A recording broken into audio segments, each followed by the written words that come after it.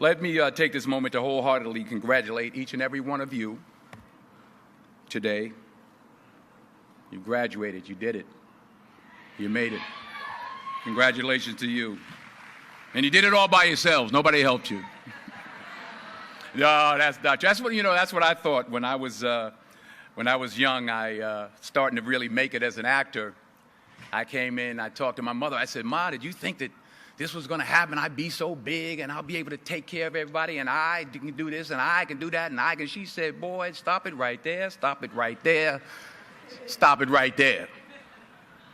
He said that if you only knew how many people that had been praying for you, how many prayer groups she put together, how many prayer cloths she gave me, how many times she splashed me with holy water to save my sorry behind her. She said it.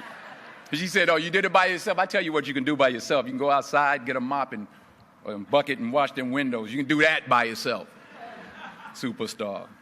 So I'm saying that to say I want to congratulate all the parents and friends and family and aunties and uncles and grandmothers and grandfathers and teachers and friends and enemies, all the people that helped you to get where you are today. Congratulations to you all. I'm going to tell about 2-3 stories. I'm going to keep it real short. I remember my graduation when the speaker got up there, went on forever, blah, blah, blah, blah, blah, blah, blah, blah, blah. So I'm going to keep it short. Number 1,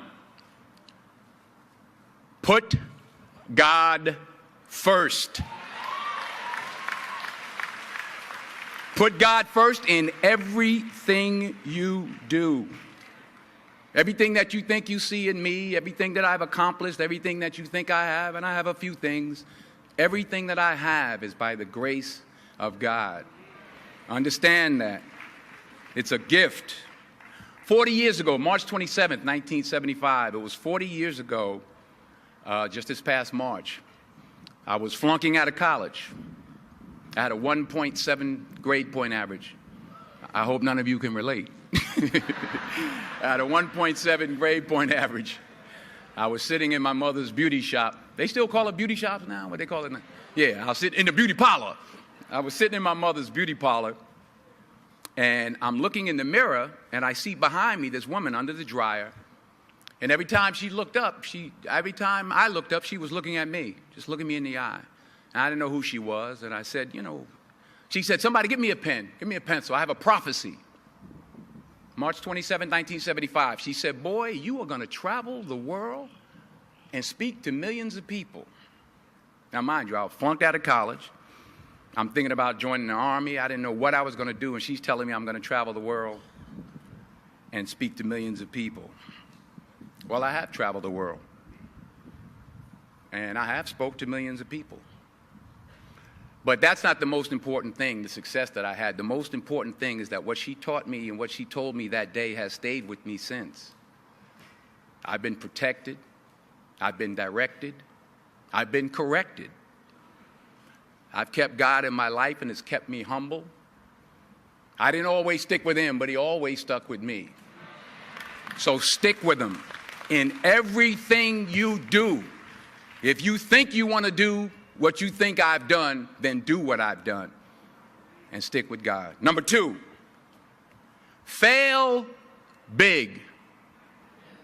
That's right. Fail big. Today is the beginning of the rest of your life, and it can be very frightening. It's a new world out there. It's a mean world out there, and you only live once. So do what you feel passionate about. Take chances professionally. Don't be afraid to fail. There's an old IQ test, was 9 dots, and you had to draw 5 lines with a pencil within these 9 dots without lifting the pencil.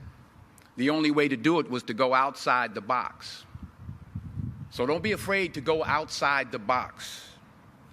Don't be afraid to think outside the box. Don't be afraid to fail big, to dream big. But remember, dreams without goals are just dreams, and they ultimately fuel disappointment.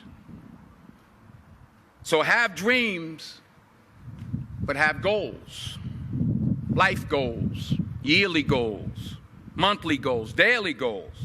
I try to give myself a goal every day. Sometimes it's just to not curse somebody out. Simple goals, but have goals.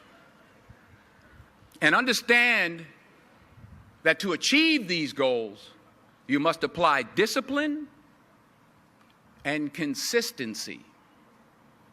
In order to achieve your goals, you must apply discipline, which you have already done, and consistency every day, not just on Tuesday and miss a few days.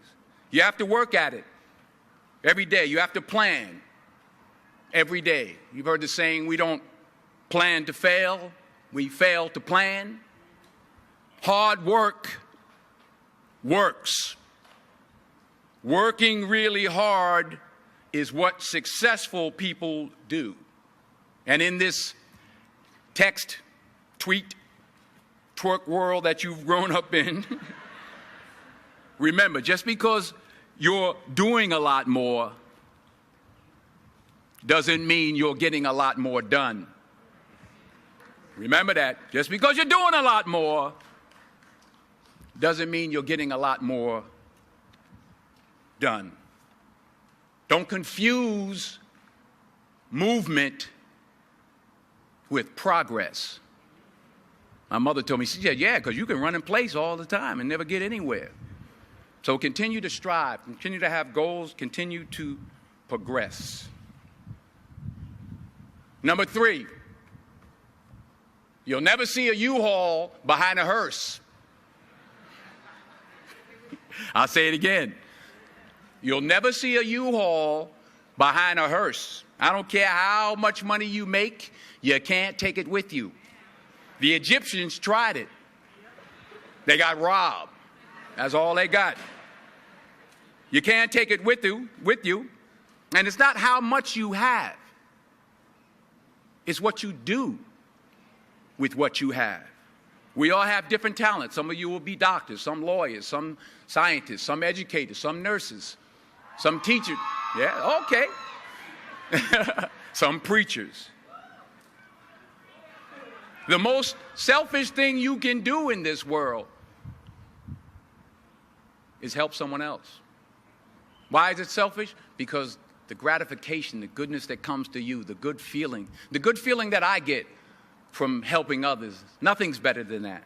Well, one or two things, but nothing's better than that. Not jewelry, not big house I have, not the cars, but it's the joy. That's where the joy is, in helping others. That's where the success is, in helping others. Finally, I pray that you put your slippers way under the bed tonight, so that when you wake up in the morning, you have to get on your knees to reach them. And while you're down there, say thank you for grace. Thank you for mercy. Thank you for understanding. Thank you for wisdom. Thank you for parents. Thank you for love. Thank you for kindness. Thank you for humility. Thank you for peace. Thank you for prosperity. Say thank you in advance for what's already yours. It's how I live my life. That's why I am, one of the reasons why I am today. Say thank you in advance for what is already yours. True desire in the heart for anything good is God's proof to you, sent beforehand to indicate that it's yours already.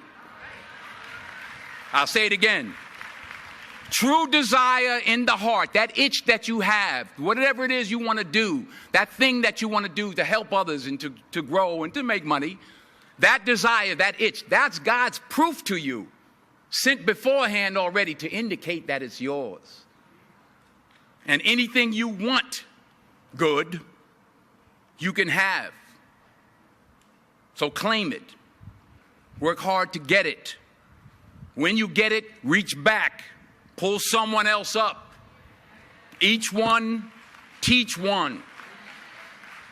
Don't just aspire to make a living. Aspire to make a difference. Thank you.